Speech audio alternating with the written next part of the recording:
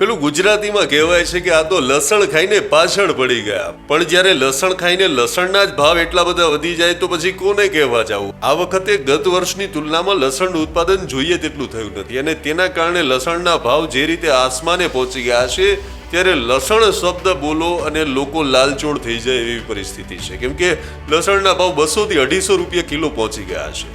વાત જામનગર જિલ્લાની કરીએ તો અહીં લસણનું ઉત્પાદન સારા એવા પ્રમાણમાં થાય છે, પણ આ વખતે વાતાવરણ અનુકૂળ ન હોવાના કારણે લસણનું ઉત્પાદન ઓછું થયું છે અને લસણના ભાવો આસમાને પહોંચી ગયા છે. વાત મણની કરીએ તો પ્રતિ મણ 4000 સુધીના લસણના ભાવ અત્યારે માર્કેટિંગ યાર્ડમાં બોલાઈ રહ્યા છે અને આ ભાવ વધારાને લઈ અને લોકોને હવે ઘરમાં લસણનો ઉપયોગ કરવો મોંઘો પડી રહ્યો છે. ગત વર્ષની સરખામણીએ આ વર્ષે પ્રતિ મણ 1000 રૂપિયાનો વધારો જોવા મળી રહ્યો છે.